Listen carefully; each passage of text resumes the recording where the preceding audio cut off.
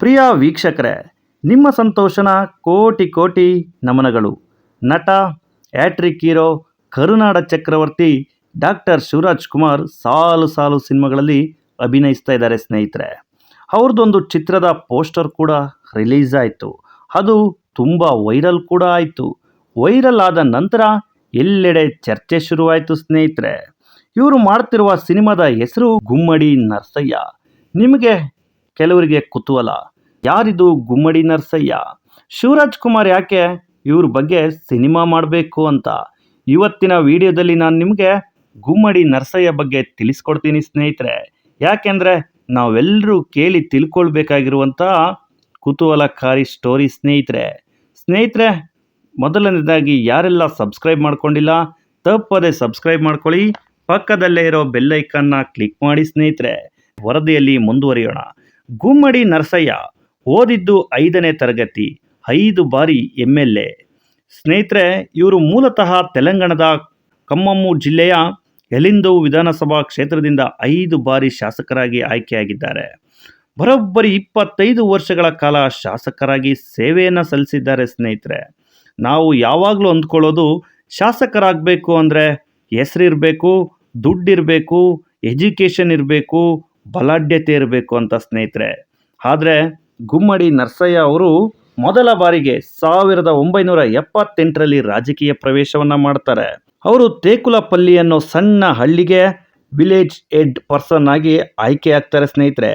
ಆಯ್ಕೆಯಾಗಿದ್ದ ಸಂದರ್ಭದಲ್ಲಿ ಅವರು ಮಾಡಿದಂಥ ಒಳ್ಳೆ ಕೆಲಸವನ್ನು ಮೆಚ್ಚಿದ ಜನರು, ನೀವು ಒಂದು ಹಳ್ಳಿಗೆ ಸೀಮಿತವಾಗಿದ್ದರೆ ಸಾಲದು, ನೀವು ವಿಧಾನಸಭೆಗೆ ಆಯ್ಕೆಯಾಗಿ ಬರಬೇಕು ಅಂತ ಒತ್ತಾಯಿಸ್ತಾರೆ ಸ್ನೇಹಿತರೆ.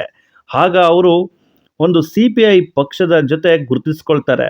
ಆದರೆ ಆಂಧ್ರ ಪ್ರದೇಶದ ಚುನಾವಣೆಯಲ್ಲಿ CPI ಪಕ್ಷ ರಿಜಿಸ್ಟರ್ ಆಗಿರೋದಿಲ್ಲ. ಹಾಗಾಗಿ ಅವರು ಇಂಡಿಪೆಂಡೆಂಟ್ ಆಗಿ ಸ್ಪರ್ಧಿಸ್ತಾರೆ ಸ್ನೇಹಿತರೆ. ವಿಧಾನಸಭೆಗೆ ಅವರು ಮೊದಲನೇದಾಗಿ 1983ರಲ್ಲಿ ಸ್ಪರ್ಧೆ ಮಾಡ್ತಾರೆ. ನೋಡಿ ಸ್ನೇಹಿತರೆ, ಗುಮ್ಮಡಿ ನರಸಯ್ಯ ಓದಿದ್ದು 5ನೇ ತರಗತಿ, ಹುಟ್ಟಿದ್ದು ಬುಡಕಟ್ಟು ಜನಾಂಗದಲ್ಲಿ. ಅವರು ಆರಂಭದಲ್ಲೇ ಅಂದುಕೊಂಡದ್ದು, ನಾನು ನನ್ನ ಜನಕ್ಕೆ ಏನಾದರೂ ಮಾಡಬೇಕು, ಜನರಿಗೆ ಏನಾದರೂ ಮಾಡಬೇಕು ಅಂದರೆ ಒಂದು ಅಧಿಕಾರ ಬೇಕು, ಅಧಿಕಾರ ಇದ್ರೇ ನಾವು ಜನರಿಗೆ ಏನಾದರೂ ಮಾಡ್ಬೋದು ಅಂತ ಸ್ನೇಹಿತರೆ ಅವರು ಚುನಾವಣೆಗೆ ಸ್ಪರ್ಧಿಸ್ತಾರೆ. ಅವರು ಚುನಾವಣೆಗೆ ಸ್ಪರ್ಧಿಸಿದ ಮೊದಲ ಬಾರಿನೇ ಆಯ್ಕೆ ಆಗ್ತಾರೆ ಸ್ನೇಹಿತರೆ.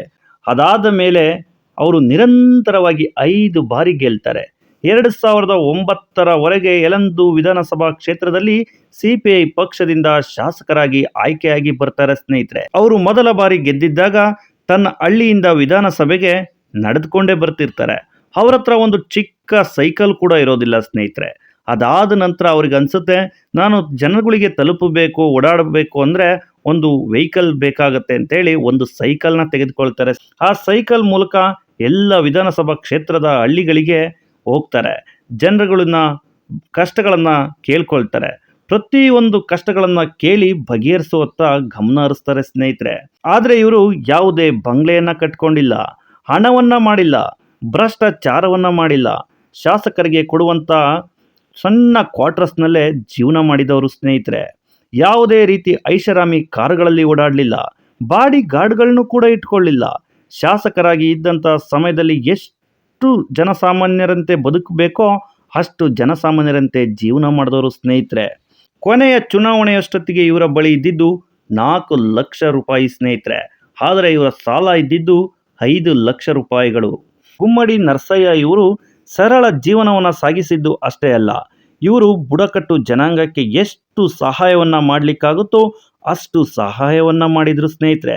ತೀರಾ ಬಡವರನ್ನು ಮೇಲೆತ್ತುವಂಥ ಕೆಲಸವನ್ನು ಮಾಡಿದವರು ಸ್ನೇಹಿತರೆ. ಇವರು ಹೆಚ್ಚು ಗಮನ ವಹಿಸಿದ್ದು ಮೂಲಭೂತ ಸೌಕರ್ಯಗಳ ಕಡೆ. ಯಾಕಂದರೆ ಹಳ್ಳಿಗಳಲ್ಲಿ ರಸ್ತೆ, ನೀರು, ಕರೆಂಟು ವ್ಯವಸ್ಥೆ ಆಗಿನ ಕಾಲದಲ್ಲಿ ಅಷ್ಟಾಗಿ ಇರಲಿಲ್ಲ ಸ್ನೇಹಿತರೆ.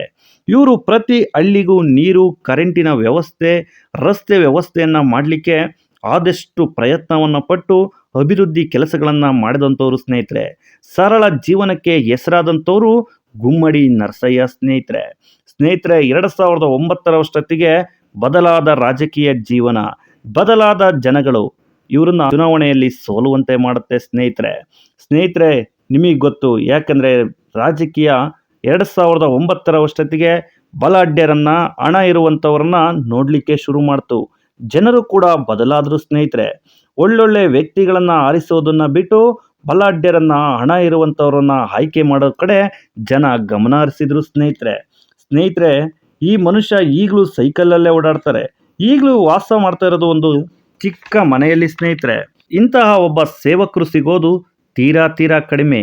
ಯಾಕಂದರೆ MLA ಆದ ನಂತರ ಎಷ್ಟೋ ಜನರು ಕೋಟಿ ಹಣಗಳನ್ನು ಮಾಡ್ಕೊಳ್ತಾರೆ. 3 ತಲೆಮಾರುಗಳಿಗೆ ಆಗುವಷ್ಟು ಹಣವನ್ನು ಮಾಡ್ಕೊಳ್ತಾರೆ. ಆದರೆ ನೋಡಿ ಸ್ನೇಹಿತರೆ, ಇವರು ಸ್ಪರ್ಧೆ ಮಾಡಿದಾಗ ಇದ್ದಿದ್ದು ಇವ್ರ ಹತ್ರ 2 ಎಕರೆ ಕೃಷಿ ಜಮೀನು. ಈಗಲೂ ಕೂಡ ಇವ್ರ ಹತ್ರ ಇರೋದು ಕೇವಲ 2 ಎಕರೆ ಕೃಷಿ ಜಮೀನು ಸ್ನೇಹಿತರೆ. ನಾವು ಒಳ್ಳೆಯ ವ್ಯಕ್ತಿಗಳನ್ನು ಆರಿಸಿ ವಿಧಾನಸಭೆ ಕಳಿಸ್ಬೇಕು ಅನ್ನೋದಕ್ಕೆ ಗುಮ್ಮಡಿ ನರಸಯ್ಯ ಒಬ್ಬರು ಉತ್ತಮ ಉದಾಹರಣೆಯಾಗಿ ನಿಲ್ತಾರೆ ಸ್ನೇಹಿತರೆ. ಇಂತಹ ಒಬ್ಬ ವ್ಯಕ್ತಿಗಳು ಇದ್ದಾರೆ ಅಂದಾಗ ಅವ್ರನ್ನ ಜಗತ್ತಿಗೆ ತೋರಿಸೋದು ಒಂದು ಒಳ್ಳೆಯ ವಿಚಾರ. ಯಾವುದೇ ಜಿಲ್ಲೆ ಆಗಲಿ, ಯಾವುದೇ ಸ್ಟೇಟ್ ಆಗಲಿ ಸ್ನೇಹಿತರೆ, ಅವ್ರ ಬಗ್ಗೆ ಜನಗಳಿಗೆ ತೋರಿಸ್ಬೇಕು, ಅವ್ರ ಜೀವನವನ್ನು ತೋರಿಸ್ಬೇಕು ಅಂತ ಒಂದು ಒಳ್ಳೆಯ ಚಿತ್ರವನ್ನು ಮಾಡಲಿಕ್ಕೆ ನಮ್ಮ ಡಾಕ್ಟರ್ ಶಿವರಾಜ್ ಕುಮಾರ್ ಅವರು ಮುಂದಾಗಿದ್ದಾರೆ ಸ್ನೇಹಿತರೆ. ಈ ಚಿತ್ರವನ್ನು ಮಾಡಲಿ, ಆ ಗುಮ್ಮಡಿ ನರಸಯ್ಯ ಪ್ರತಿಯೊಬ್ಬರಿಗೂ ಗೊತ್ತಾಗುವಂಥ ರೀತಿ ಆಗಲಿ ಸ್ನೇಹಿತರೆ. ಅವರ ಜೀವನ ಎಲ್ಲರಿಗೂ ಮಾದರಿಯಾಗಲಿ ಸ್ನೇಹಿತರೆ. ಯಾಕೆಂದರೆ ರಾಜಕಾರಣಿಗಳು ಅಂದ ತಕ್ಷಣವೇ ಕೆಟ್ಟ ದೃಷ್ಟಿಯಲ್ಲಿ ನೋಡ್ತಾರೆ.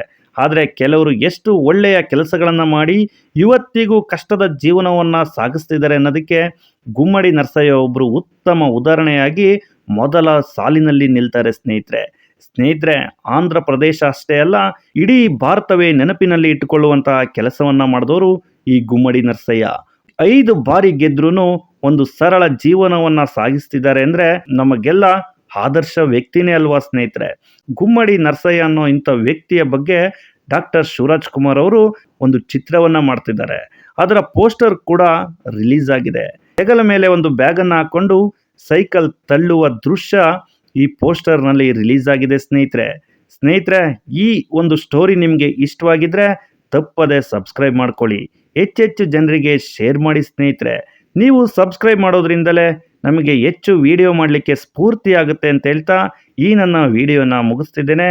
ಬಾಯ್.